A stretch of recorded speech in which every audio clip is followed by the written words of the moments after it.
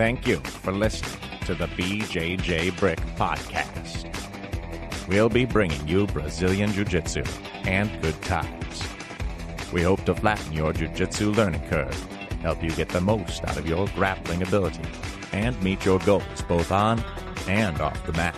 Welcome back, my friends. This is episode 229 of the BJJBrick Podcast. Today we're talking about pressure, Jiu-Jitsu and pressure. A lot of pressure on us today. My name is Byron. I'm here with Joe and Gary. They just got back from picking out matching sweaters. They look fantastic. Gentlemen, today is pressure. You look marvelous, Gary. Absolutely marvelous. Well, I think it's the tank or the turtleneck sweater. You know, we talked about that a little bit last week. So, we got matching turtleneck sweaters. I've been wearing a backpack too, working on my rear choke defense. You ever have those those backpacks that have the little strap that goes kind of across the collarbone and it kind of rides up close to your neck and you get a little nervous? No, I never had one with a noose on it, Byron. But I think this will be a great episode. A lot of times people will talk about technique and strategy, but something that you develop at sometimes a little bit later on in jiu-jitsu is how to add pressure to your game.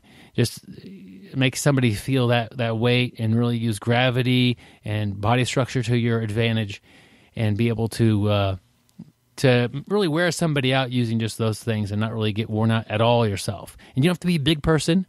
You don't have to be anything in particular to apply pressure as far as physical go. A lot to go on here, and we can't obviously tell you everything about pressure. Probably need to feel it and be taught it one-on-one, but we're going to cover a lot of things and give some tips for sure. Yeah, and some of those tips are going to come from one of our favorite people when dealing with pressure, David Bowie.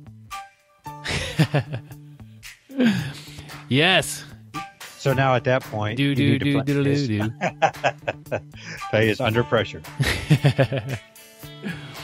But it's I don't know. I think it's a great idea for a topic, and it's something that we really don't cover in depth. So this will be a lot of good information for everybody. Something that we have that's a little bit new. We're getting, I guess, adjusted to it, or really appreciating them, is our sponsor, Health IQ.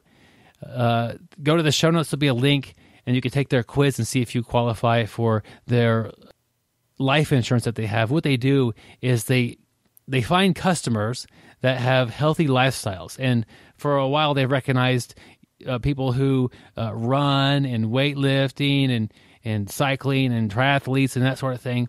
Add Brazilian Jiu-Jitsu to that list. So just for that reason alone, you train Jiu-Jitsu, it's likely that you'll probably live a little longer. And what happens with that is you should really pay a little less on your life insurance because you don't die quite as soon. It makes sense, and it's really a great thing that they're doing. They're finding out that it really works good to find particular clients, healthy ones, and insure them. And when they do that, it takes all the unhealthy people out of the pool of insured, and it makes the rates a lot lower. And it only takes a few minutes. Both Gary and I have done some looking around on the website. It would only take a few minutes to go there and see if you qualify. And until you find that out, you won't really know how to move forward. So I'd encourage you to do that and check it out. Yeah, definitely get your free quote today at healthiq.com/unique link, and we'll have a link to it right there on the show notes. Or if you happen to call them, definitely mention promo code unique link when you talk to your Health IQ agent. So definitely get your free quote today. Hey, Gary, the unique link is BjjBrick. That's just like a generic.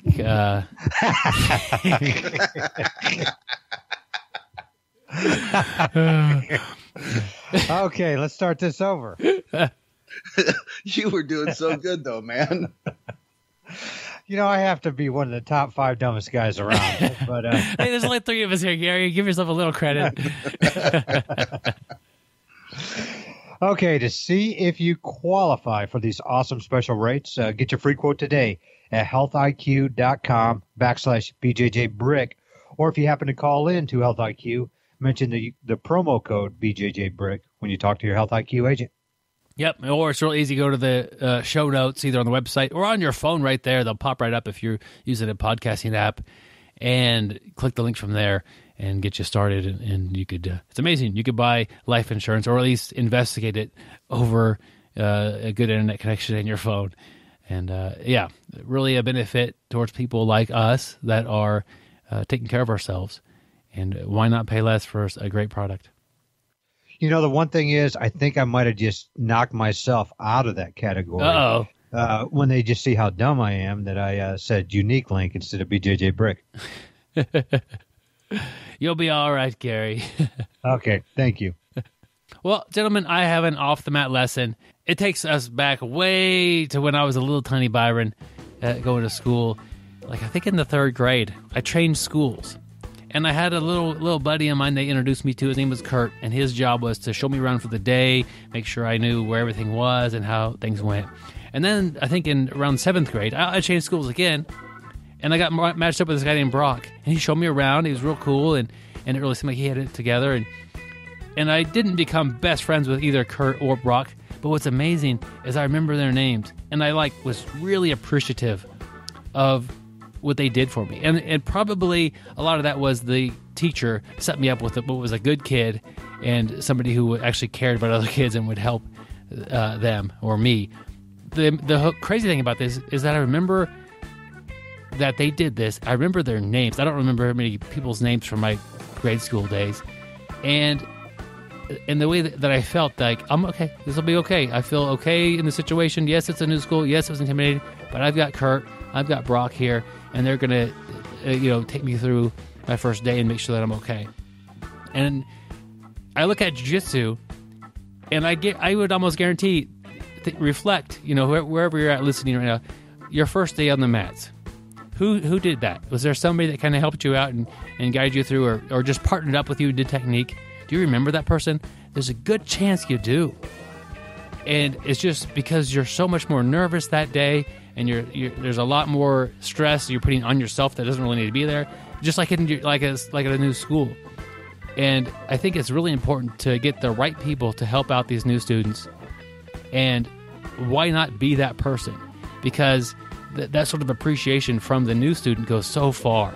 If you have the personality that's kind of outgoing, or you really care how people perceive the school and you want them to have a good time while they're there, go up and volunteer. Hey, you're new, Gary. I'd like to, partner up new technique with you when that comes through. And, if you need to use the locker room, it's over here. Drinks are over here, and here's what to expect. That sort of thing goes a long ways. They'll remember that you did this. You took them under their wing, possibly as long as they're grappling, for 10, 20, 30 years. They could remember, I remember when Gary showed me around. It was a big deal. It seemed, like he really knew what was going on, and I really appreciated that. So I just I was reflecting about when I felt super lost going to school, and then it was okay because I had a buddy to help me out. And then, you walk into jiu-jitsu school, you feel super lost, a bit intimidated. Are they going to be choking me unconscious, breaking my arm and leg? Here's a buddy, Joe. He's going to show me some technique and tell me what to expect. And just that little bond that you get with that person, it may not take more than 1 or 2 days, like classes, and you really feel close to them, and like they're a big help. So why not be that person?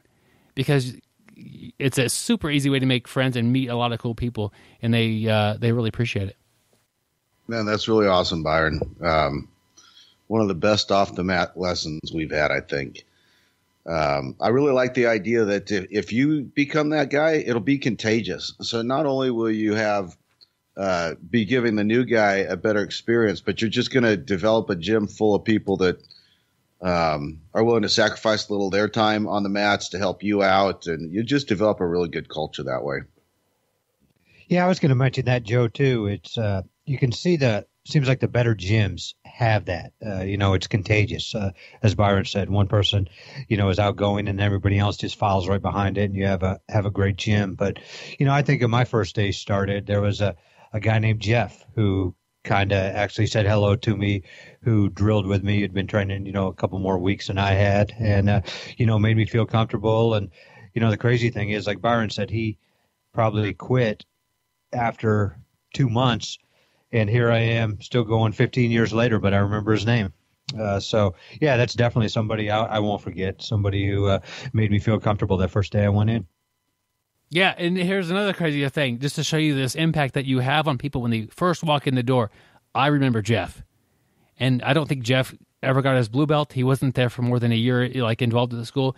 But you're just super aware and trying to grab things that will help you when you start jiu-jitsu. That Jeff also helped me out. And it was that's crazy, Gary. Like you remember the same guy, super nice guy. I wish he still trained. It looks like I actually have Jeff as a friend on Facebook, and he looks like he's in Hawaii, which isn't bad either. But can't beat that. It just goes to show the impact that initial person can make on you, and why not? I mean, really, we should be knocking each other over to take care of the new person this day. Instead, oftentimes you pair up with your old buddy, and the new person is left by themselves, wondering who they're going to team up with. Man, that's a huge opportunity to make a great friend. If Jeff ignored us, I wouldn't have a clue who he was. You know what I mean? Well, we may not even been training. You think about it. If you have a really, really bad experience that first day, you may not come back.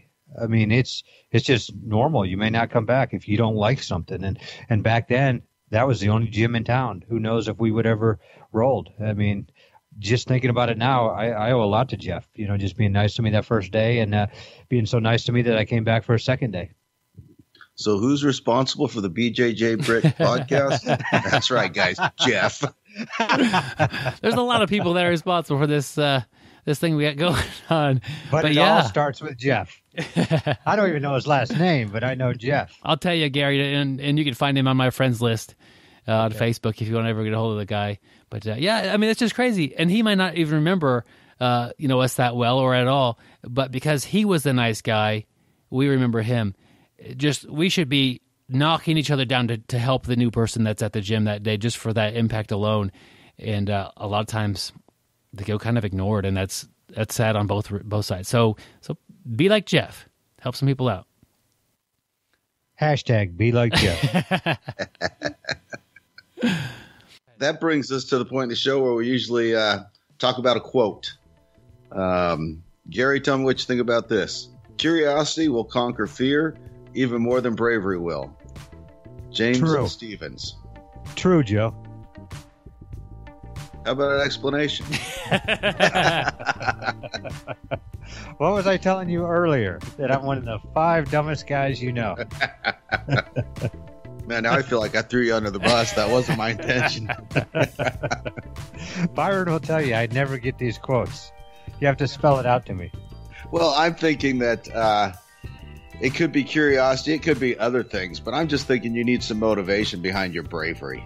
You might be a brave guy in general, but if you don't have any motivation to walk into the fire, then all the bravery goes out the window. That's kind of what I'm thinking. And certainly curiosity. I mean, if you want to know why the chicken crossed the road, he was curious. Wanted to know what was on the other side, right? Yeah, definitely. Well, I guess that's a little bravery too, because you're crossing the other side. So the idea that a curious mind will get a lot done, even when it's a little scary, maybe. I think that off the mat, on the mat, whatever. Just the idea that if you're not interested in something, it's hard to be motivated to do that. And if something is kind of scary or is intimidating, or if switching jobs or careers or some big step like that, or moving to a different location and starting a new gym, let your curiosity take you somewhere where you might not have. A lot of times people will move to a different city, and that's it for their jiu-jitsu. Yeah, okay, I got my blue belt. I don't really want to go to a gym and start and be a blue belt, because all those blue belts are going to be trying to kill me, and I don't know anybody there. Just try to play the curious person. I wonder what this new gym will be like. I wonder what kind of instruction they're going to have. I wonder what kind of a new techniques they're going to show if I show up and watch a class today. Just sit off to the side and just kind of take the role of an observer. Just let curiosity feed that, and it will overcome that fear. Opposed to just trying to be super brave. And some people could go to a new gym and not make a big deal, but a lot of people will actually drop off at the point of a move to a different city. But instead of just trying to be like, I'm gonna do this, I'm gonna be brave, and then you're putting up a wall that doesn't even need to be there. Be curious. Don't be necessarily have to be brave. Just wonder what it's going to be like at this new place. And on and off the mat, anytime you find yourself being a little nervous, try to switch that with curiosity and discover what's going to happen next. And it's just a different outlook on life. And like Joe said, I think it was really cool. It doesn't need to be curiosity, but you need something that will drive you to give you kind of a reason to move on something. And for more fun for the white belts out there, just I wonder if I can tap that black belt. That won't go very well. Well, yes, you can. Maybe not today, maybe not tomorrow, but in time, and probably with a little bit of help from the actual black belt, they'll help get you there.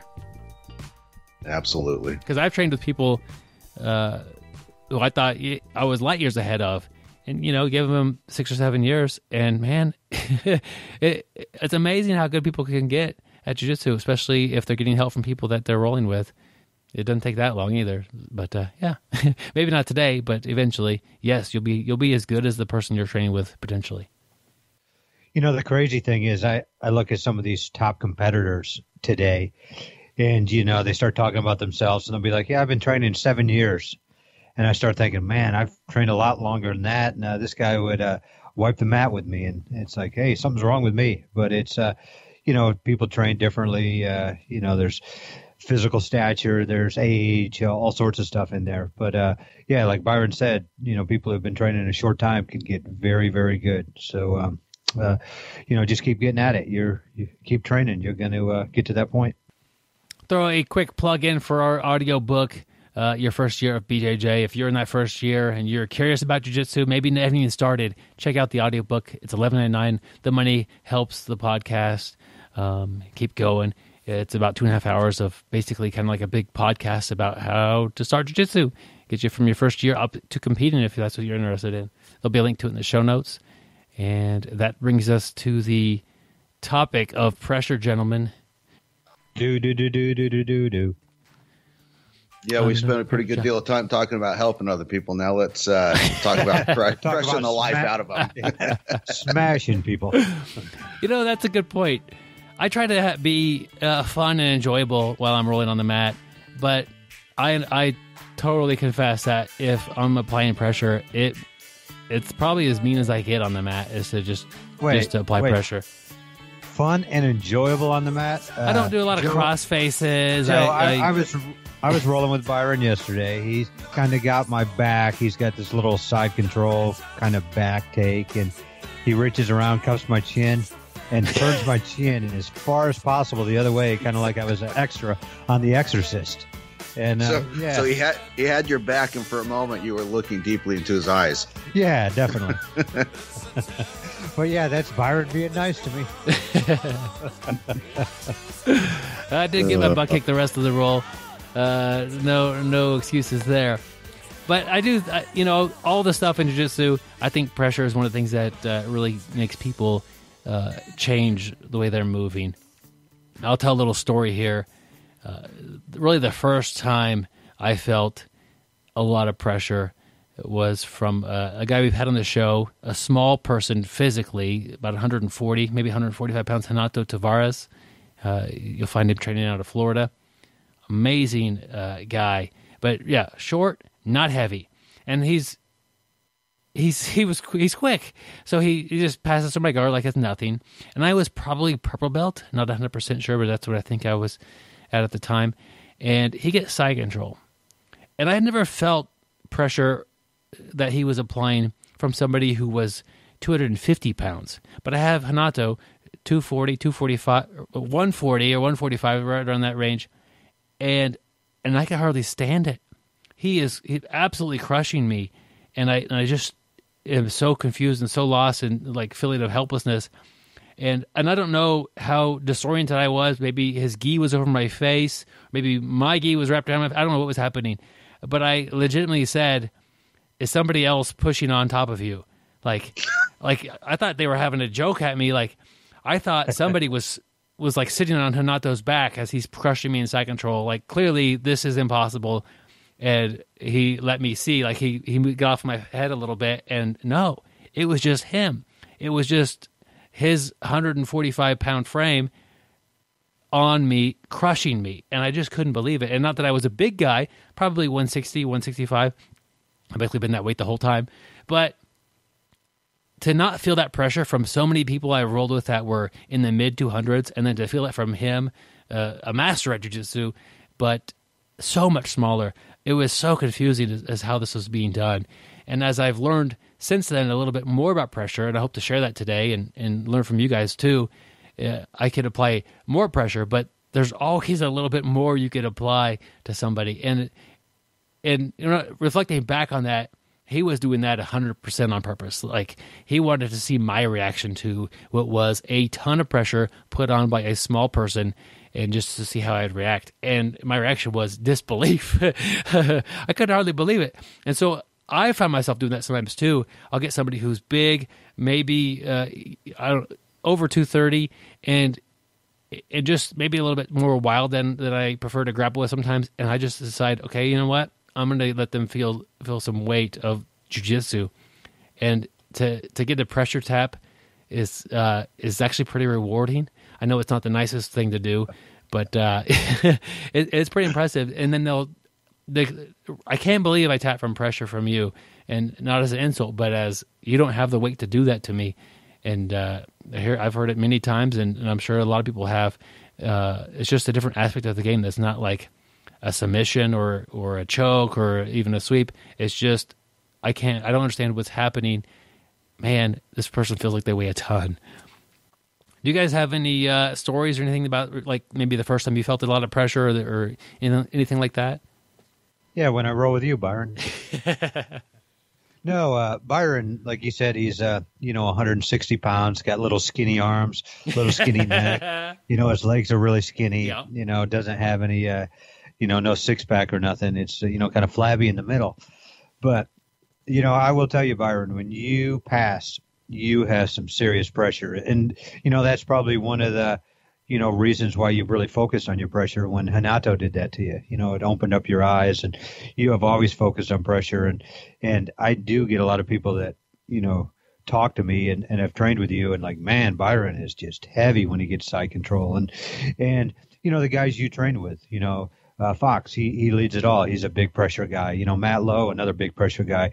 Jake Smith, big pressure guy. You train with guys that just like to smash, and that's great. There's it's a lot of technique to be able to do that, knowing so much stuff. But it's brutal. When you're under there, you're wanting to get out. You make a mistake because you're doing anything possible to get out of that, and you leave a limb open, and that's all she wrote. Yeah, I wonder if the smaller guys get better at putting pressure on because they feel they have license to use it more often. I think some big guys shy away from using pressure a little bit. If you outweigh your opponent by 60 or 80 pounds. And, true.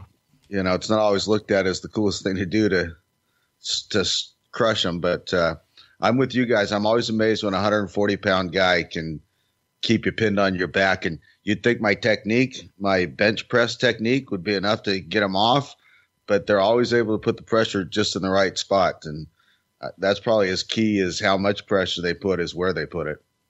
That's a really good point, Joe, because there are, I've dealt with some people who've got good pressure, but, I have been able to push them off. And then there's the people who are, like you said, got the angles, know exactly where to put it.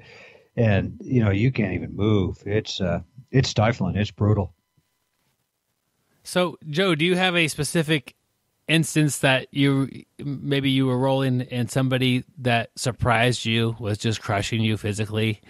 When I first started, I trained with Nick Unander, and he applied pressure from every position you rolled with him. And I remember it was the way that he applies pressure. It's an anaconda style. If he gets on your side and he's pushing, he'll wait till you breathe out, and then it just put a little more pressure, just a little more pressure. So you start thinking, okay, we're in this position, I'm going to be okay. And then as every second passes, it just closes in more and more. And so I think I learned a lot about patience from that guy and the way he applied it. Yeah, that's an interesting concept, the anaconda idea. behind pressure and kind of timing and adding as you go. What do you guys do when you're being crushed? Quit. No, you don't. Well, that's what we want to do.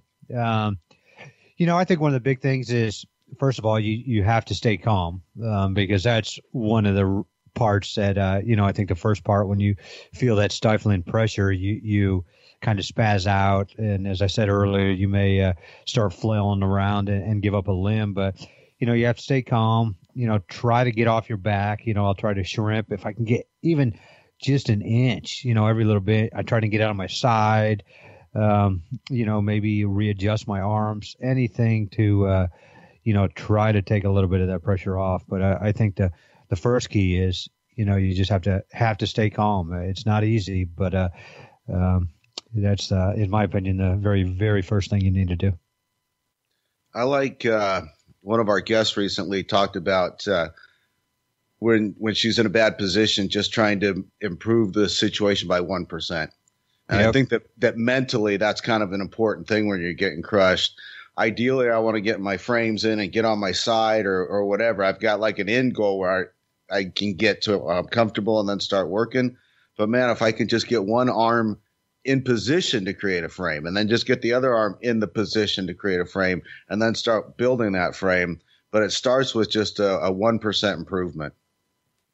Yeah, and that's a great tip. I believe that was episode 220 with Jess Munter. She's Correct. an adaptive athlete.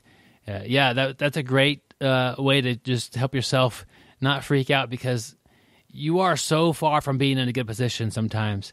But just make it a little bit better and just try to survive. Something that Chris Easter told me, who we've interviewed before, and I haven't looked that one up yet, but he's on there as well as far as past episodes. He said, just know that you can tap out if you need to.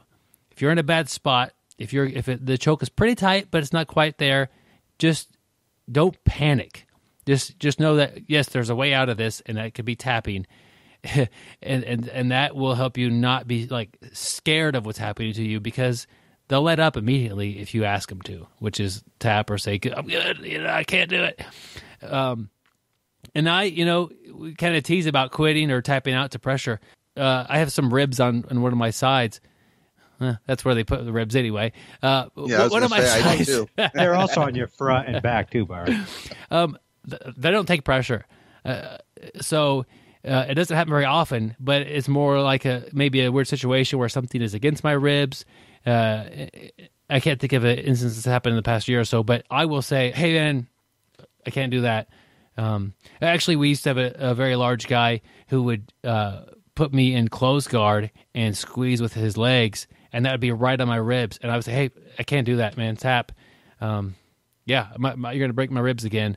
And so, good. We'll just try it again, and nothing like having a large person try to crush you with a close guard and have a lot of success with it. Yeah, it was a little frustrating, but I didn't let him injure my ribs. So if you feel like you're going to get injured, tap. Not a big deal. People tap for pressure more than you would think. And just this thing that Chris told me is like, try to relax and know that you're going to be okay, because you can tap when you need to. Just try to make it a little bit longer and see where you can go with it.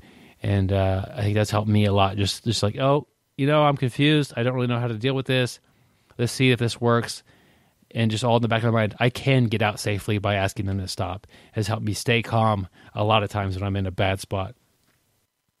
Byron, something I just thought about. I don't know what you said that brought this to mind. I've never thought about it this way before, but I can't count the number of times in training that people let go of a choke that they really had, and they let go just a few seconds before I tap. And I think I do a really good job of disguising the discomfort that I'm in and the trouble that I'm in. I just try and relax, and the other guy, he might have the choke and not even know it. And if you can just relax, just buy another few seconds, he'll go on to something else. Yeah, that's a great point, Joe. I think about that all the time. I'm in a submission or I'm applying the submission, and you really don't, let's say I'm the one applying it.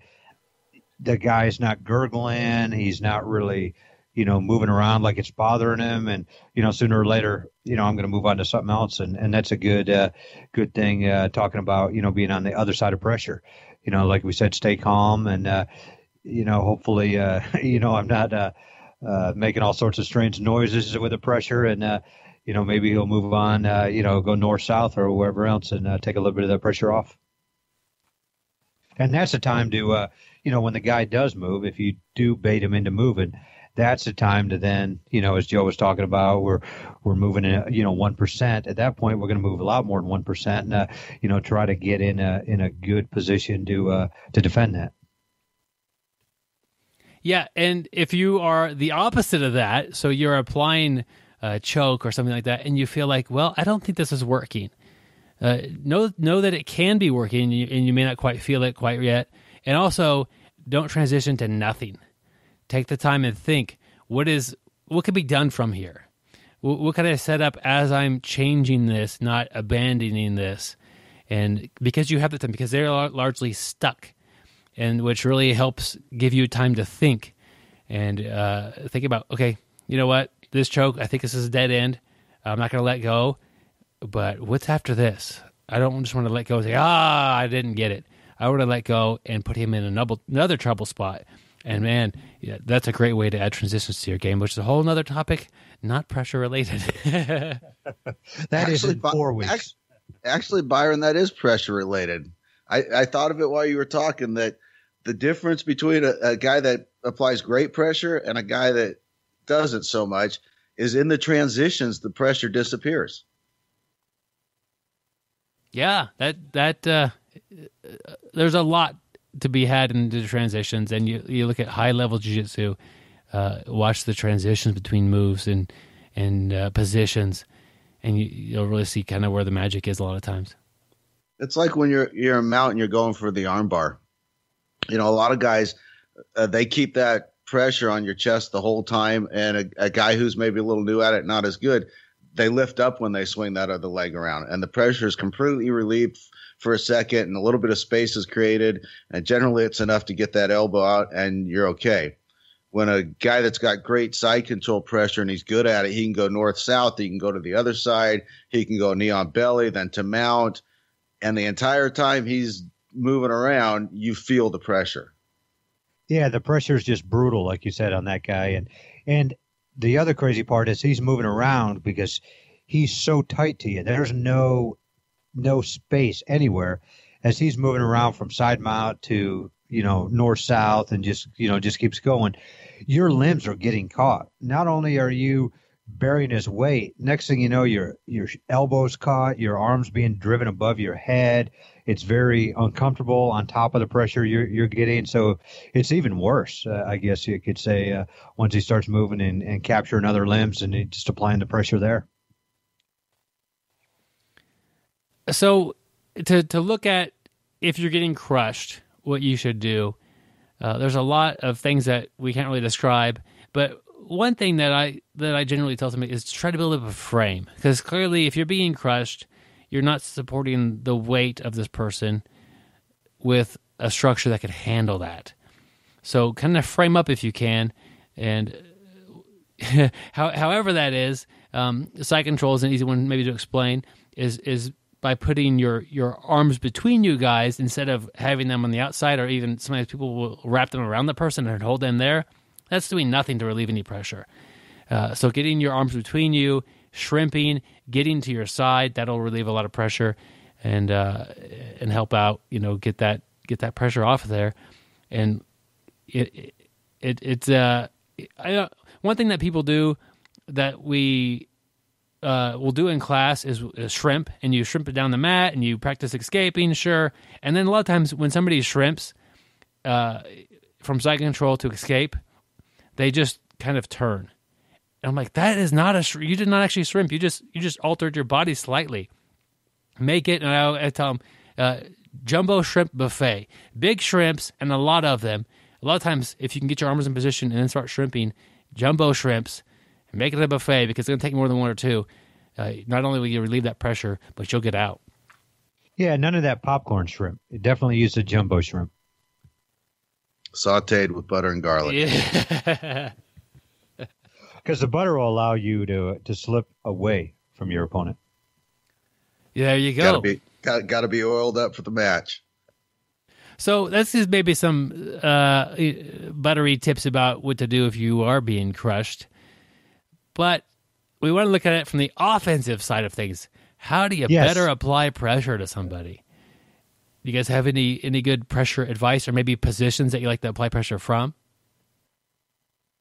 I think the big thing is, keep your knees off the mat. When I first started, my knees were always on the mat. I wasn't really big into applying pressure. I was learning the moves and everything, but, keeping my weight on my opponent's weight or on my opponent. Even that goes to using, pushing off, using being up on my toes too, pushing into the person.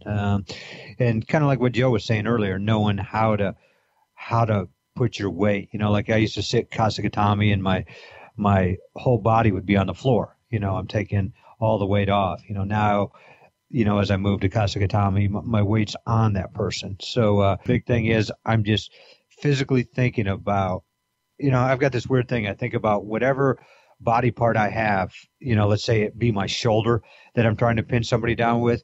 I think about when I'm in that position, how to apply all the pressure, like what ways can I maximize my body? I think of it kind of like a ray, going right down my shoulder into this guy's jaw. How do I need to turn my body? What do I need to do to deliver all my force into that one spot? I'm always, when I do get a good position and I've got the person locked down a little bit, I'll start thinking about that. How can I, just put every possible thing right there? Nice, Gary. Sounds like you put a lot of thought into that. It's almost a little scary. Well, if I put a lot of thought into stuff, remember what we've talked about earlier today. I'm not the brightest, so it could backfire on me.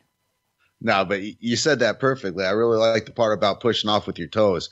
And, so when you're in side control, if you take your typical 6 months in white belt side control where you're on your knees and then you just lift your knees off, that applies a little more pressure. If you drive from your toes from right there, you'll kind of just scoot across the guy. But, man, if you lower your chest down just a little bit towards the side that you're on of your opponent and then drive into him, it really has a crushing effect. And, a lot of that just comes with trial and error. So find a training partner that will go back and forth with you and can take the pressure and just spend some time working on it and playing with it. Yeah, the idea you have to find it is a concept that most people don't really understand when you start out. It's going to be different on everybody because you're working with their body, not necessarily your body. Here's a concept. I was trying to think of a way to explain this and make it easy to understand via an audio podcast. Think of a balloon. Are you guys thinking about balloons? Yes. 99 red ones, actually. Okay. So we've got a red balloon. We'll just need one. This red balloon. And you put it on the ground because it doesn't have helium, and it's just sitting there.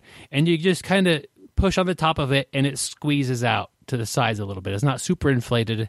It's a little bit stretchy, right? So if you push down on top, it squeezes out the sides, makes kind of a different shape. And the balloon is able to take that pressure and move it to the sides. So if you put that balloon in constraints, like a shoebox maybe or something, a shoebox that's made out of wood instead of cardboard, something that's sturdy, and then you push on the top, it can't scoot out the sides anymore, and that the pressure is getting dumped into the sides. It's getting crushed on the side walls. It's not expanding where it should be, and it feels a lot heavier. And so look at that. Instead of a balloon, instead of 99 red balloons, just think of two nice lungs with the rib cage around them, and by just pushing on top of that, the rib cage will flex off to the sides a little bit, and that's where the pressure is going. So if you are able to kind of squeeze in on the sides of the ribs a little bit, and then push on the top, they just get this total crushing feeling, and it makes it really hard to breathe, and it makes it very uncomfortable.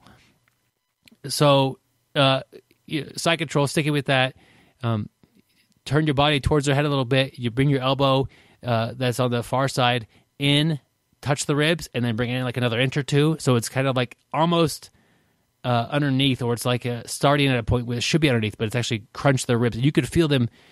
I actually try to feel the ribs move a little bit. Like, okay, I've compressed the ribs this way. And then I do the same thing with my side, which is either going to be my hip or my actual ribs themselves. And I feel for where the ribs are located, and I push them, and I feel them move, and they flex a little bit.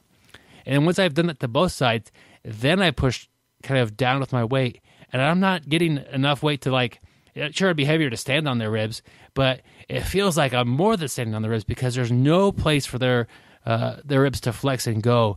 It feels like you're getting crushed. And that's really one of the first things I've learned about applying pressure to somebody is to squeeze the ribs and then apply pressure on top of that. And it gives you the sensation like you can't breathe, because it is very difficult to breathe when that's happening to you. Man, Byron, I want to tap out just after listening to your explanation. But yeah, I mean, that's an incredible explanation right there. I really like what you're saying, and me being on the other side of it, it's funny, I can see those steps, as you take out my far rib, and then use your hips, and you take out my near rib, and then you smash my top. And that's a great explanation. And as you're explaining it, I'm like, man, this guy is like a surgeon, he's got his PhD in pressure. And, that's a great explanation. I never thought of it that way. And just listen to what you said about, smashing each side, trying to compress the rib cage, feeling for it. I think that is definitely just that little, what you just said right there is going to help my pressure. Yeah, I like that. It can be applied to other positions as well, I think. When your opponent's trying to triangle you or arm bar you, if you get to the point where your last defense is to stack them and you're trying to stack them, you really got to have their torso in, like Byron said, a small box, and you got to have their knees right above them and just be driving right down into them. Because, if they can cut an angle, create some space by moving out to the side, you might still be able to escape the position, but you're not going to be applying the pressure you are like when you have their knees right over their shoulders or their chin. Yeah, so we're really altering the frame of their body, and then once it's in the altered state, we're applying pressure to that. And that's a big point, like you said, the frame of their body. As we're doing jiu-jitsu, when we're on offense, we're trying to make everything to our advantage. We're trying to make our opponent structurally weak. We're cross-facing. We're lifting the head up off the mat and turning it. I remember, Byron, you were doing a jiu-jitsu seminar, or you were doing a triangle seminar one time, and I didn't get it at the point you were telling me. I was too new in the jiu-jitsu journey where it didn't make as much sense to me, but now I don't just use it on triangle. I use it for every position. But you would always talk about, as we're trying to get them in the triangle, grabbing the head, the crown of the head, and moving the head around to make them structurally weak, like pushing their head to the side and stuff like that. And it really didn't hit, at that point to me. But now, I find the very first thing as I get mount, I'm not leaving that head and that spine in a nice straight frame. I'm trying to, make that spine crooked, trying to give the guy scoliosis. I'm trying to, turn the head, anything to make that guy weak. That's just going to make me stronger.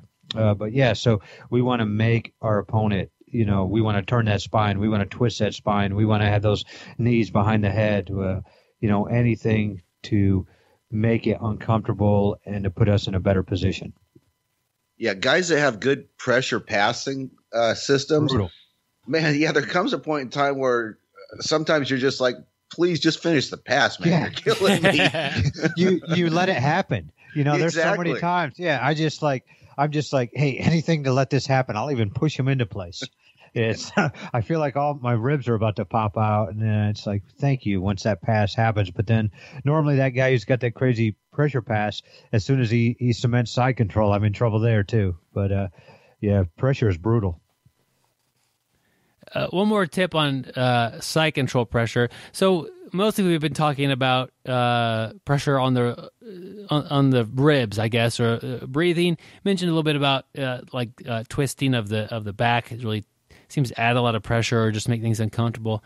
And then, of course, pressure on the face or neck, I don't know how you describe it, just making somebody look the other way really can be troublesome to somebody. By applying, let's put it back in side control, I'm on Gary's left-handed side. I have my right arm underneath his head, and my left arm is underneath his right arm. If you can follow all that, great. You got a good mind's eye.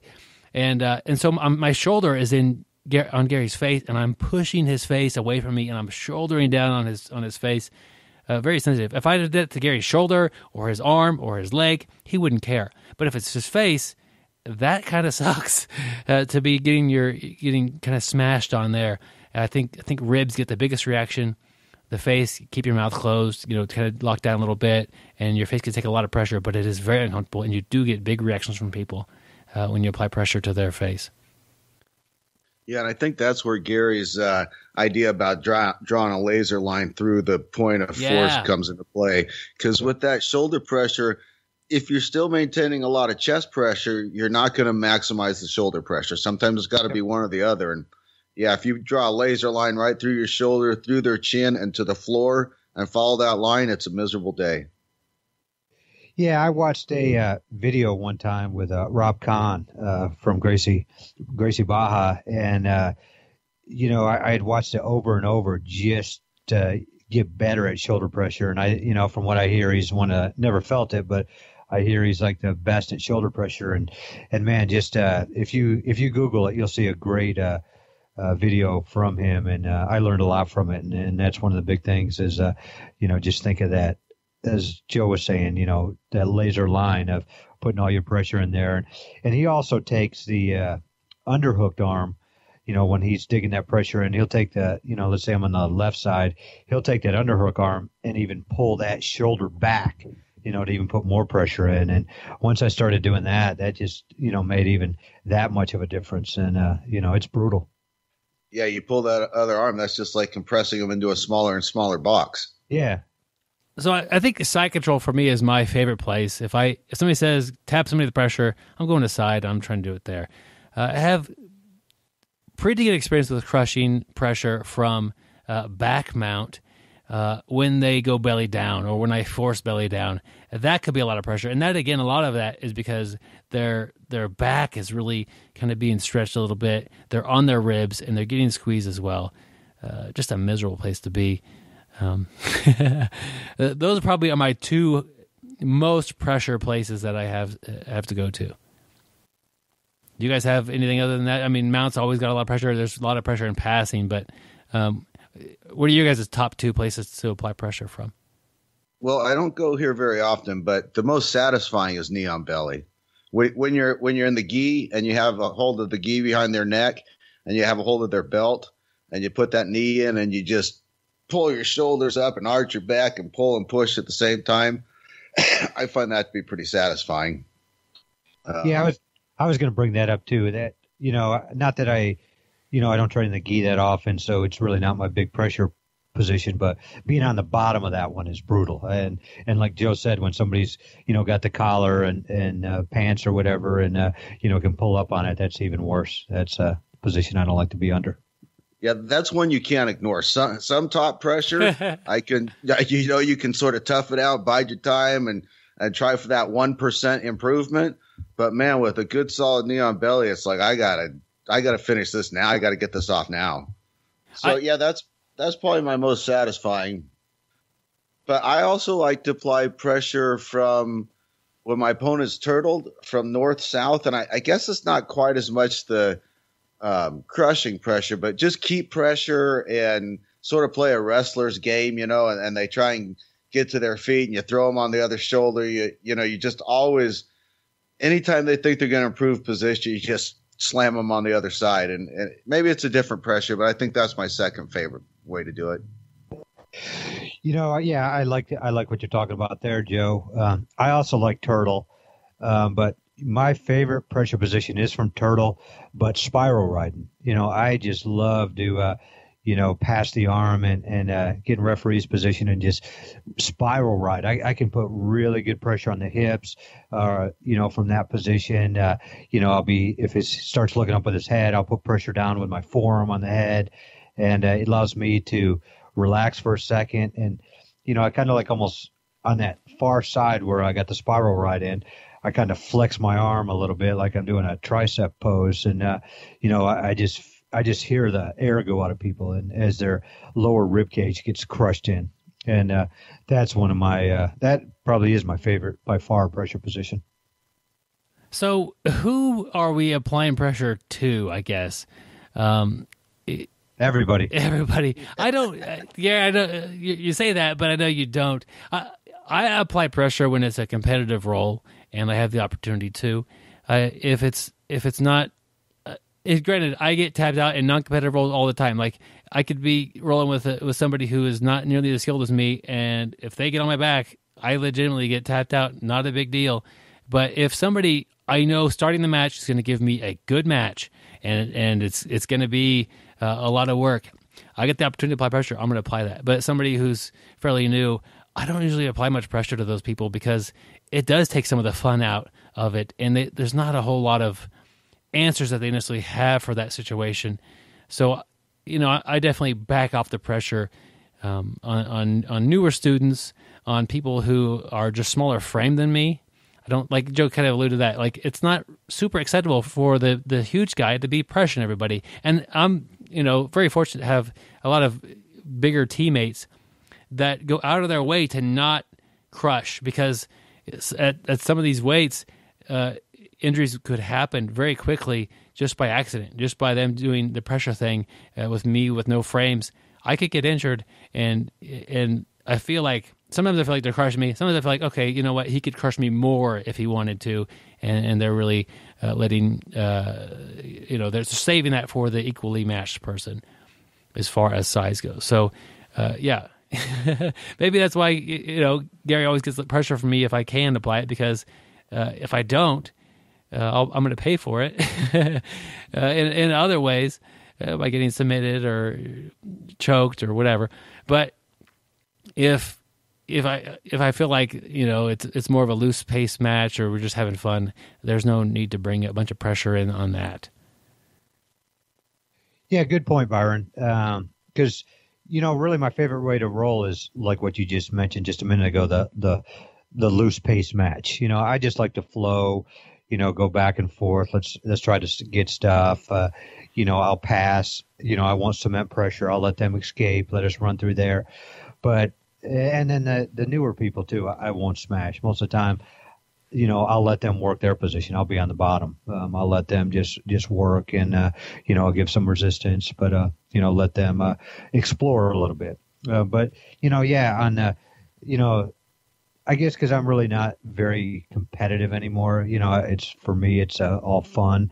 But there are people who I know are going to bring it, and when I know I'm going against somebody who's going to bring it, that pressure's coming out. I'm going to use that pressure and hopefully to make somebody make a mistake. That's pressure is trying to make somebody make a mistake where I can capture a limb. I'm not here to hold you on the ground for 5 minutes. I'm here to capture an arm. I'm here to capture a neck. I'm here to capture a leg. I want a submission. That's in my opinion the most sweeps and submissions are the fun part. So I'm going to apply that pressure in competitive matches, to get to the end result of a finish. You know who I do try and crush on the mats? Me? My best friends. It kind of seems like I'm with you guys. I don't smash the new guy, and I don't smash the 135-pound 17-year-old that's a year in. It seems like the roles that are most competitive, where there's the most back and forth pressure, are the guys that I spend the most time rolling with, the guys that I would consider my best friends on the mats. We almost have like an unwritten rule. If I crush you one round, then the next time we roll, I'll play a little more defense or something, or vice versa. And we just kind of go back and forth, and everybody gets a good taste and a good healthy roll. a lot of it is who your teammate is or who your opponent is. Now, in a tournament setting or a competition setting, if you could apply pressure. There's no reason to play a loose game unless you're trying to trick them into doing something, because there is a time value with pressure. If you could apply pressure for 10 seconds, okay, they had to deal with that and they got over that. If you could apply pressure for 3 minutes, they're not going to be the same grappler that you were grappling against when that 3 minutes is over. They're going to be a lot more fatigued. They're going to be scared of the position again. It's just going to kind of change the way the match unfolds. So, like Gary, he doesn't want to hold you there forever, but if you can hold somebody there for a little while and you kind of feel them changing and like maybe they give up a little bit, or maybe is they're questioning, why did I sign up for this tournament? That sort of thing. It does. I think there's a lot of time value in pressure, because anybody can take pressure for a few seconds, but if you get stuck in a high pressure area for 3 minutes or however long that's your time, when that pressure's over, when you get out of that finally, you're a little bit different of a grappler for at least the rest of that round. It's going to change the way you're moving. Yeah, that's one thing I don't think I concentrate on enough is the time value. Oftentimes I'll put a little pressure on somebody and I'll stop after a few 30 seconds maybe, just because I don't want to sit there and crush the guy. Yeah. But yeah, sometimes, if you just hold that pressure for another 15 or 20 seconds and just keep adjusting it so it's more and more, they'll make the mistake you're looking for, and you can exploit that. Another thing with that time value, Byron, is generally speaking, when you're applying pressure, it's going to be far more fatiguing to them than it is to you. But that becomes less true if you're not using good technique to apply the pressure. A big, strong, muscular guy can muscle a lot of pressure, but that's going to be fatiguing to him as well. So you want to use good technique. Think about Gary's laser focus through your body into the floor, and use that instead of your muscles. Yeah, and you just think about it. I always look at it like a video game where you have energy levels. And, if I'm using good technique, like Joe says, I'm just thinking in my head that I just see my opponent's energy levels just going down really quick where mine's barely moving. And so, like Joe said, you want to use good technique. I don't want to be using my muscles and just squeezing people. I want to find a way to maximize my leverage and technique without, and making my opponent fatigue much quicker than me. And if you get enough energy level built up, then you can press square, square, triangle, circle for that special trick. That's my favorite there, Joe. That's pretty good. But, it's not – I don't recommend you crush your teammates while you're rolling in class for most of the roll. But just be aware, if you're in a tournament or if you're in a competitive setting and you can apply several minutes of pressure to somebody, that's a good strategy to do. And just like we were talking about when to let off the submission and transition to something, don't just let off of the pressure. If they escape, they escaped. But if you could go pressure, pressure, pressure, and then go to a submission from that, and they'll be busy like taking that deep breath as you set up your submission and close the door on that, it's going to be a lot easier for you. You know what the worst is? When somebody's applying just terrible pressure to me and like we're talking, I'm at like the 30-second mark and I could probably only go another 15 seconds. And for some reason, maybe he moves and lets up pressure a little bit. And all of a sudden I just scramble as fast as I can. And all of a sudden that pressure's coming off my ribs. And I'm like, yes, I'm basically so close to getting out. I'm about there. And then by the time that thought is coming into your head, you just realize you're caught in a deep submission. And you thought you got out, and then next thing you know, you just got led down another path. So true, Gary, so true. But all you got to do when you're in that position, as Joe said, it's square, square, circle, and you'll be okay. PlayStation, right? It has the squares and circles versus the A and B of the Nintendo, and I don't remember what Xbox is. Oh, man. So a lot of pressure this episode, but I think we've covered some good stuff. It's not really an attribute. It's not like speed or strength. It's not really a technique like an arm bar or a shrimp or a guard pull. It's a part of the game that you could do, and it's really hard to try to quantify, but when you're doing it correctly, it has a huge effect on the way things are going. And if it's being done to you, you'll know that it has a big effect on the way you're able to grapple. So it's definitely worth adding some pressure to your game. And, if you're strictly a guard player and you haven't got your sweeps down to even play the top game yet, you're fairly new at getting on top and playing a top dominant game, it may not be the time to really study pressure. You still have to work on your guard a little bit and maybe work on your sweeps. But if you're a side control person, or you like to play top, or you've got some good guard passes, but you really don't feel like you're pressurizing anything below you, maybe look into that, and you'll find that they will give you opportunities to apply submissions that they really wouldn't hand you otherwise. It's kind of like what Joe was saying. Once this person applies enough pressure to my guard, I'm happy that they pass. Once this person crushes me, this way from side control, I'm happy they're attempting the arm bar. Yes, try that. I'm going to try to get out of that instead because I can't take it much longer. And, we do talk a lot about jiu-jitsu and keeping it fun and enjoyable. And that's why I think that's important to stress one more time. Who are you putting the pressure on? Put it on competitive roles. If you're just crushing somebody because they're new, you're really doing it wrong. You're not doing any service to them. You're not doing service to yourself. It needs to be competitive roles. So, yes, your white belt, you can apply pressure. Anybody you want to, anybody who's competitive. Maybe not the first day white belts or the brand new ones, but if you're a purple belt and you're crushing all the white belts with pressure, you're kind of getting onto the jerk side of being on the mat, maybe a little mat bully. So apply pressure when it's appropriate and work it into your game. I think you'll have a lot of things presented to you from that. Hey, this week our article is make sure you drop these bad habits before you get your blue belt. And it's on TikTok, BJJ.com. We'll put a link to it in the show notes so you can check it out.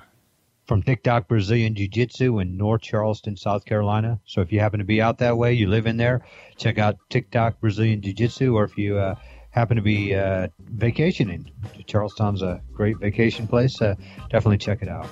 But like we said, some bad habits that you need to drop before you get your blue belt. And, when you first start, we really don't know what's going on, unless you have a bunch of friends who train jiu-jitsu and you were the only one who didn't. And as jiu-jitsu guys, that's all we do is talk about jiu-jitsu. So you at least know a little bit about it. But he goes on and talks about some stuff that you need to drop around that time. And number one is spazzing. And you have heard us on this show numerous times talk about spazzing, and I think we've all had that person that, we said, hey, this guy's a spaz. I don't really like to roll with him. And to be honest, we've probably been there before ourselves, and basically a spaz is the person who may not really be able to control himself, control his body, control your body as he's moving around, to get better positions. You may get hit by knees and elbows. Headbutts, are common as, pass and, leads with the head. And that's something, as jiu-jitsu, just take it slower. Let's work on that control. Let's have the good technique.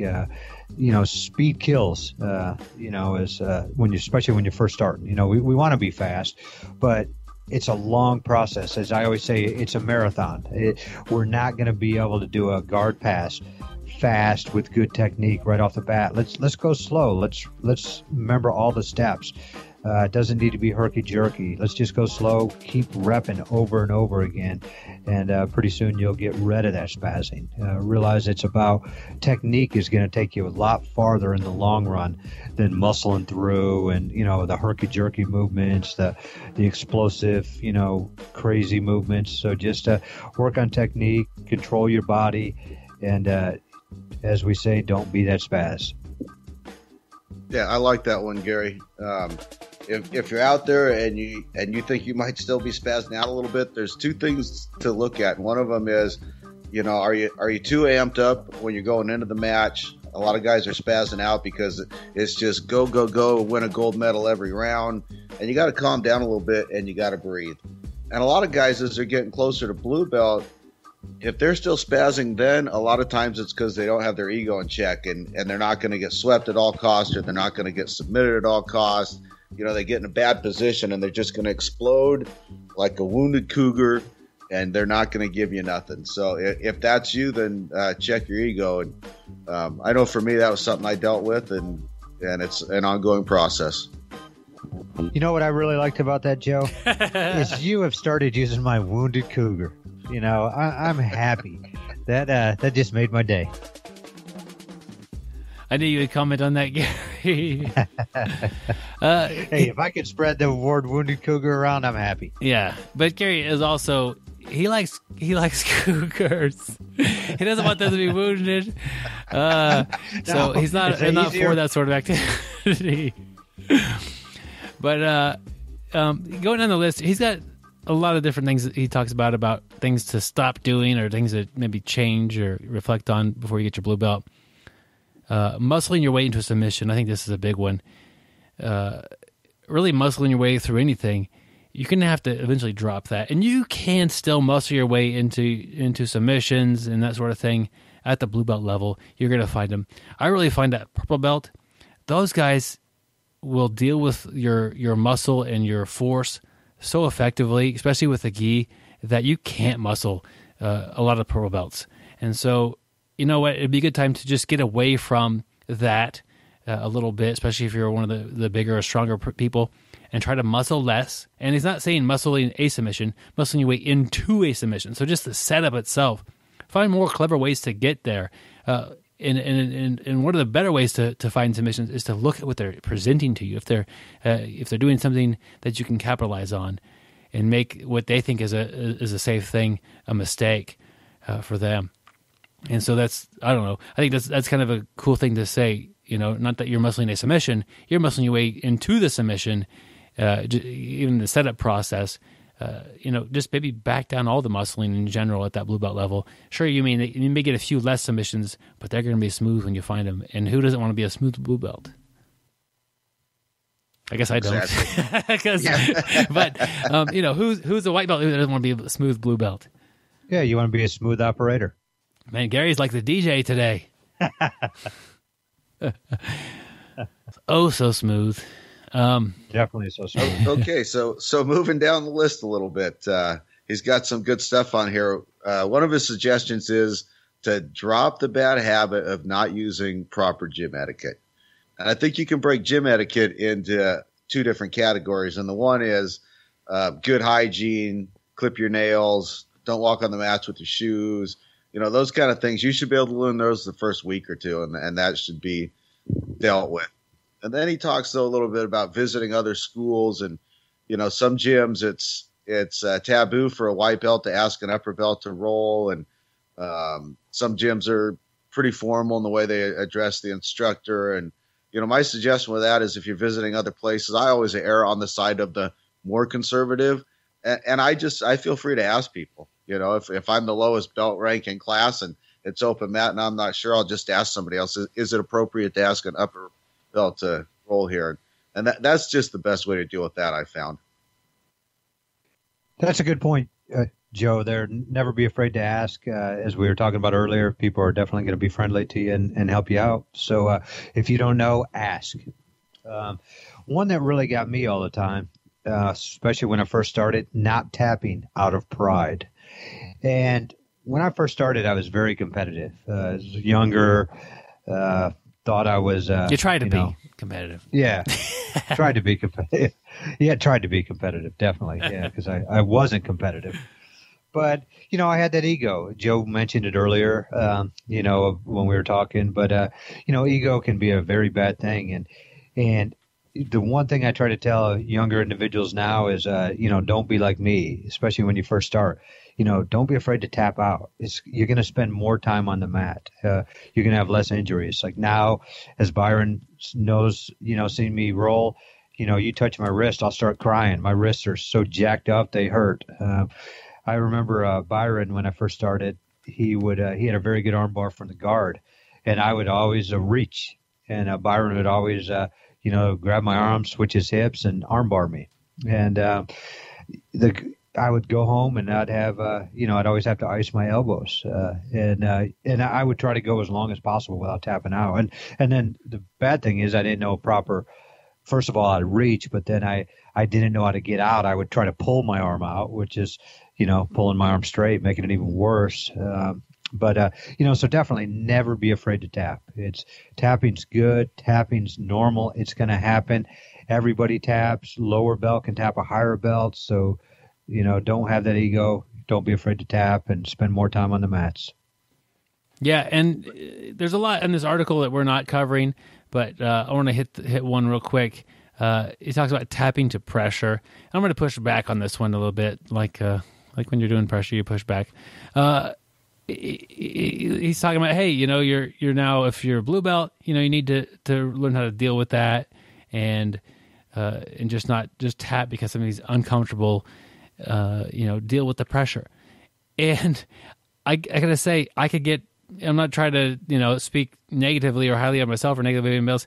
I can get most blue belts to tap from pressure, and whether they want to or not, they have to breathe. And if you can't breathe long enough, you just tap. And especially if you feel like actually damage is happening to your body, you should tap. So, just tapping because you feel stuck, tapping because it's uncomfortable, try to deal with it. But if you feel like you're actually going to get damaged, or you are going to, have a full-out panic attack because you can't breathe, or, pass out or whatever, that's okay. Clearly, somebody who's applying that much pressure knows what they're doing, and they're not going to be shocked that you tap. So I don't know, tap anytime you want. A big part of this is that it should be enjoyable. And if you're having long rounds of just getting smashed, you need to find people that train with you that don't do that to you, or feel free to tap and say, hey, let's restart this because that sucked, because it does suck sometimes. I suppose, Byron, you could put a qualifier to that last point and it make a little more sense in my mind, to not be tapping the pressure with teammates who are relatively the same size and same skill level as you. If you're a 180-pound blue belt, you should have answers for most of the pressure that another 180-pound blue belt will give you. Yeah, but I still feel if you want to tap, that's what it's there for. It's a little disappointing to get tapped out by somebody who's lighter than you and not as skilled, but I don't know. It happens. It happens, yeah. And to make a big deal out of it, don't.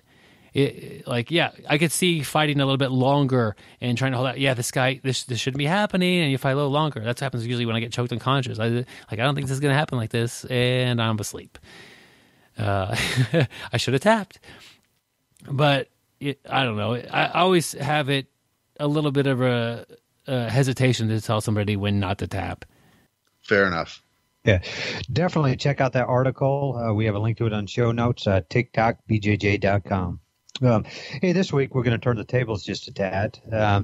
Joe and I have an audio book that we're going to talk about that Byron's coming out with. Yes, I've been working so hard on this.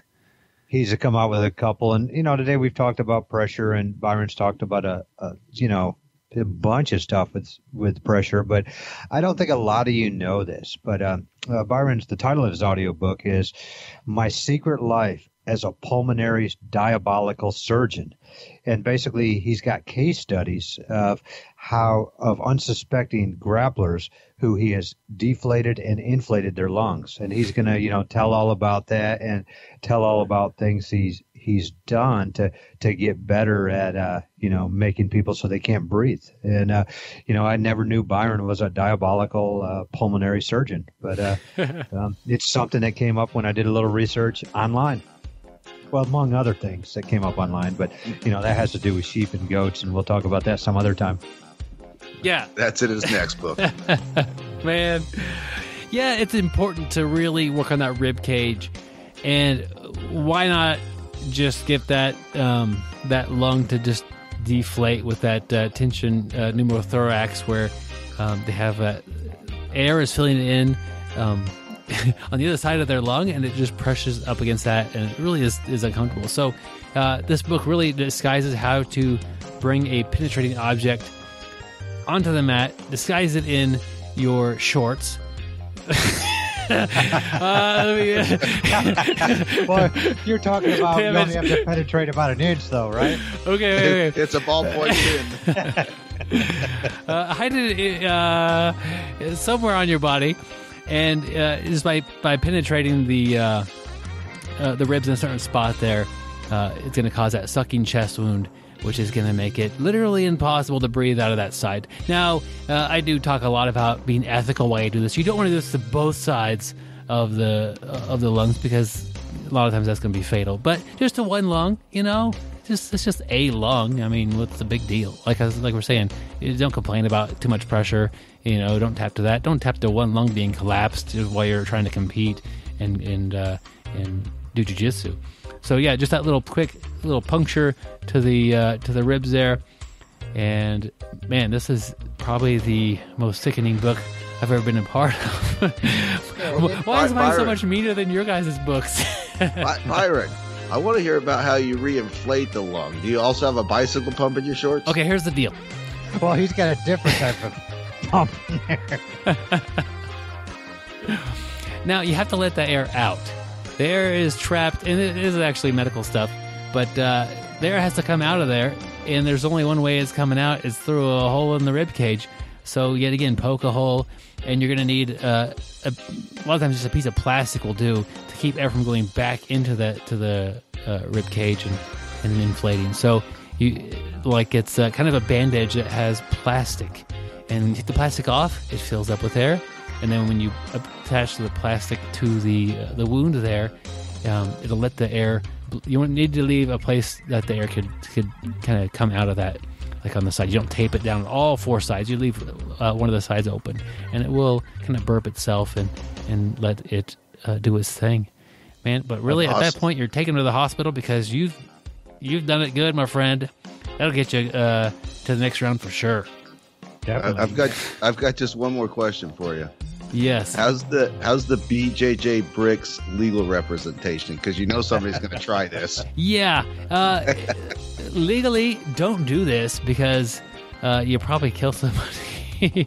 Don't try this at home or at the gym or anywhere else. Yeah, or on anything, even a balloon. Don't do it to balloon. So that's where we're going to start this thing. We're not liable if you pop a balloon this way. Yeah, but I like your last case study when you did a study on yourself. Yeah. And can you tell the audience why you removed your two bottom ribs on each side of your body? Gary, I know where you're going with this thing, and it is not true. Before I remove my bottom ribs, I can still triangle myself. It's really amazing. And now that I've done that, I could even triangle myself with both arms. Gary, I don't know how to say this without taking this whole episode to the next. Because I heard after you took those ribs out from each side, somebody said you didn't come out of your room for hours. I can't really comment on that, Gary. Yeah. I don't know if that's actually a thing. I don't think people have ever had their ribs removed to do anything to have any sort of benefit. But the good thing is you attempted it. You did it just to see if there was any benefits. So, that was nice of you to, be an explorer. Your curiosity, got you, so you learned. Use curiosity, which was more important than your bravery. I'm not sure what Byron's supposed to have been trying to do with this, but I imagine he was just a few inches too short. Man. But definitely check that out. I mean, it's going to be great, for President's Day presents.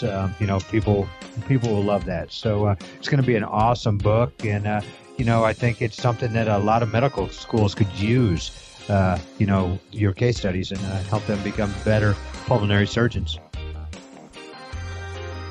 Yeah, that's true. And as far off as this episode has been at times, it's the last one of the month, and that's why I don't think we mention that. That's why we have a topic episode, like a breakdown of the topic, like pressure, and really just explore it at a little more depth. And that's what we're doing here. Also, I think it's important to mention our sponsor one more time, Health IQ. Despite all that you've heard today about damaging each other, really, Brazilian Jiu-Jitsu has been recognized as a way to promote a healthy lifestyle and help you live longer via that healthy lifestyle. So check out the link in the show notes to go to the Health IQ thing, and you'll take a little quiz and see if you qualify. And trust me, if you train hard and you're really getting into this jiu-jitsu stuff, you'll probably do great, and you'll surprise yourself. It's kind of a fun quiz, and see where you rank as far as how they view you as a healthy person. And then you qualify for their life insurance, and it is at a discounted rate because they are looking for customers, clients that have healthy lifestyles and insuring those. So you kind of take yourself out of the pool with all the people who don't train anything. They're training Netflix, or they're training on watching TV, and you're putting yourself with the people who are on the mat, who are on the track, who are on their bikes, doing things that are healthy, and you'll save a ton of money. You'll get great life insurance in the process. Win-win. Exactly. You wouldn't want to pay the same rate of car insurance as the guy that's getting in an accident every other year and a speeding ticket every year. So don't pay the price of life insurance the same as people who are smoking, sitting on the couch and not getting any exercise. You get rewarded for the work you're putting in. Definitely get your free quote today. We have a link to it on the show note, healthiq.com/BJJBrick. If you happen to call them, mention the promo code BJJBrick when you talk to your Health IQ agent. Yep, and then talk to them about jiu-jitsu a little bit too. Make sure that they are at least aware of how great jiu-jitsu is. Be that person. Convert somebody on the phone to at least trying jiu-jitsu. Well, you figure, they are all health-conscious people there. They have a gym in there. They do not allow you to drink soda. Don't allow you to have candy bars. So, they don't just talk the talk. They walk the walk. And I bet there are people that there have trained jiu-jitsu, but it's always, maybe we can convert a couple people. So can't go wrong with that. There you go. I want to thank our Patreon supporters. They are our founding support. Really. If you want to be a Patreon supporter, most of them are contributing $1 per episode of the show. They're saying, hey, this is fun. I get a lot out of this. I really feel like it's helping my jiu-jitsu or helping my motivation. It's helping me do something I want to do. Sign up on Patreon. There'll be a link in the show notes. You get a free gi patch and a sticker in the mail. You have to provide an address because I actually mailed those out to you myself. You'll be invited to a BjjBrick private Facebook group. Kind of have to have Facebook for that, but send me a message and I'll get you added to that. And you get our big thank you as you provide us continuous support on the show. And yeah, Patreon has saved this show before, and they're really helping make this show grow to something that we never thought that it could be. And as we continue to grow and get better, we do have an announcement, gentlemen. Oh, I'm excited. Let's hear all about it. Sounds so sincere. I am excited, actually. Yeah, we all are. We're having really the first official BJJBrick event, and it's happening in June. Officially, June 23rd, June 24th. June 23rd in Wichita, Kansas. I guess the whole thing's in Wichita, Kansas. We're going to have Tim Sled and Rolly Delgado are going to be here teaching seminars. There's going to be a kid seminar, adult seminar. Man, it's going to be awesome. Those are two guys that have had a big impact on my game. I have yet to meet Tim Sled, but my leg drag, which is my favorite guard pass, was taught to me by Tim Sled on his DVD. Had him on the show several times. Same with Rolly Delgado, multiple-time guest. Amazing person. Both of them super nice people and super good at jiu-jitsu. June 24th, the BJJBrick crew will be leading the way. It's a Sunday. We're going to be teaching a class, a seminar, whatever. I don't know for sure what we're going to do. It's going to be a lot of fun, and we're going to be having a good time with you. Also looking at June 22nd, unofficially, possibly open mat. Not for sure how that'll go, but people here that for the 3-day weekend, that'll be available as well. We got a lot going on here, trying to encourage people to come from out of town.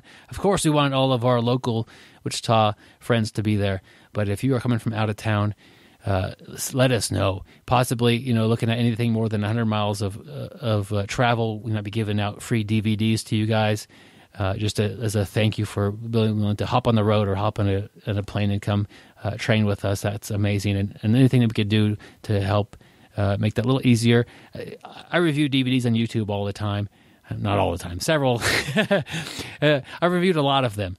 And I have them piling up in my house, and I got to do something with them. Give them back to you guys, So it'll be first come, first serve. If you're thinking about traveling to come to this event, June 23rd, June 24th, send me a message, and I'll get you marked for a DVD. And once you actually register, once that could happen, it'll be official. And I'll, first come, first serve. You get to pick from the big pile if you're one of the first. And if you don't tell me that you're showing up, you might get one if it's any left in my gym bag by the end of the big event. But a lot going on here, gentlemen. What are you guys excited about? I'm excited about meeting Tim Sled. That guy has got, in my opinion, a beautiful mind. I love the way he thinks about jiu-jitsu, the way he thinks about running schools, running class.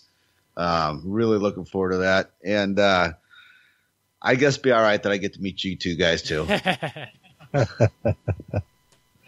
Well, Joe, you beat me to it. I was about to say I'm looking forward to meeting Joe. So crazy thing is we're on every week together and we haven't even met each other. But it's just going to be a fun weekend. If you can make it, we'd definitely appreciate you coming by and getting to meet everybody, and we'll just have a good time. Yep, we don't know for sure. We're going to make this as much, my goal anyway, I don't know about Gary's and Joe's, to make this as much fun as possible and make it like more of seminars June 23rd with Tim and Rolly. But what happens after that? What are we doing for dinner? What are we, how could, if we get people, wanting to hang out from out of town, we got to make this awesome. And that's really my goal.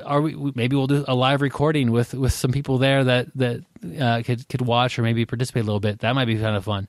I don't know. Just as much fun as we could pack into this weekend, that's my goal. And, of course, most of it's going to be jiu-jitsu. But, there's a lot of other things we could do. We're looking at off-the-mat activities. Could be just getting together and hanging out, going out to eat, rock climbing wall. We're up for ideas. Really thinking whatever, part of the big part is meeting you guys and getting to know the listeners better. And this is an awesome opportunity. I'm super excited for that. Yep, Byron was talking about getting a dunk tank and having me sit on the dunk tank, and it's $1 for the 3 shots. So that sounds fun too. Yeah, boiling acid. If any of the listeners are up for it, just get with Byron. He can set it up. Gary's due for a couple more death matches, so we got to get one of those going. Yeah, as you guys all know, I'm 18, 13, and 11 in death matches. I think that's a pretty good record. Yep, and so far everybody's lived that, even when he's won. Wow, I'm impressed. But we'll be signing Garrett for death matches. I'll be recording that. Obviously, we'll do some videos and stuff like that and put them on the YouTube channel. I don't know. We're just gonna have a blast, and this is the first of hopefully maybe an annual thing. We don't know, but I don't want to miss it. This is something. It's in June, late June, so mark your calendars. June 23rd, 24. We'll hope to see you guys there. What's been helping us a ton is by telling your friends about the podcast. And because you've done that, I know you've done that, possibly, in your trip up here to Wichita, you're able to have a carload of buddies instead of just driving by yourself. Either way, we're happy you're going to make it. But tell your friends about us, about the podcast, more importantly, not just us. and hopefully they'll enjoy it as well and get something from it. And we'll all get to grow together. Oh, that kind of sucked. That'll be on our outtakes. No, I'm leaving that in the intake. Byron always leaves stuff in the intake. Oh, man. This is the last episode of the month. Thanks for checking this out. The last episode of the month is followed by the first episode of next month, which we always want to try to pack in a little more podcasting action every chance we get. So the first week of the month, we're trying to bring out 2 episodes. That's what we're going for here. So hopefully the next episode will be our BJJ Extra, which is really spearheaded by Joe. He's going to be bringing you some stuff. What do we got, Joe?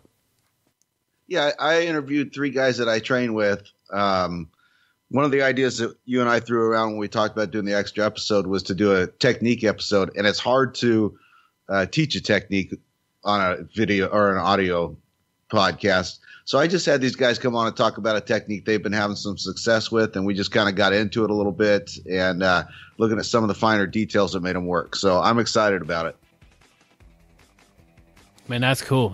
I'm excited about that too, and we have different kind of segments built with this, and we had a lot of fun with our last one, and everybody seemed to love it. So BJJ Extra. or BJJBrick Extra, I guess, is what we're calling this. And we're scheduling them for the first week of the month, and we'll probably also be producing our regularly scheduled Monday episode as well, unless they fall on the same day. Then we'll figure that out when we get there. Burn that bridge when we get to it. Check us out on social media. Facebook is our biggest one, followed by YouTube, and basically anywhere you are social, we want to be there as well. Got to thank Joe for doing a lot of stuff on Facebook. He's really getting the conversation going and having a lot of fun there. And don't forget to download the BJJBrick app. Yeah, that's the easiest way to get every week's episode. Just come to you automatic. We figured out, so the problem with the app is that it literally made your phone heavy like a brick, and we've taken that out of the app, so it adds no actual weight to your phone, which is very nice. So a lot of high-tech stuff going on behind the scenes here. That was some of that magic pressure. I had a blast this week, my friends. Stay sweaty. And don't forget to shower. Train hard, train smart, get better. We'll see you on the mats, guys. Under Pressure. Thank you for listening. I hope you find the time today to roll. After all, the best way to get better at Brazilian Jiu-Jitsu is to do Brazilian Jiu-Jitsu. Yeah, definitely get your free quote today at healthiq.com/unique link, and we'll have a link to it right there on the show notes. Or if you happen to call them, definitely mention promo code unique link when you talk to your Health IQ agent. So definitely get your free quote today. Hey, Gary, the unique link is BJJBrick. That's just like a generic...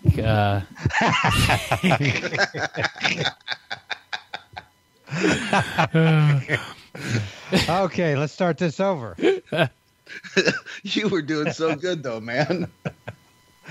You know, I have to be one of the top 5 dumbest guys around. But hey, there's only 3 of us here, Gary. Give yourself a little credit.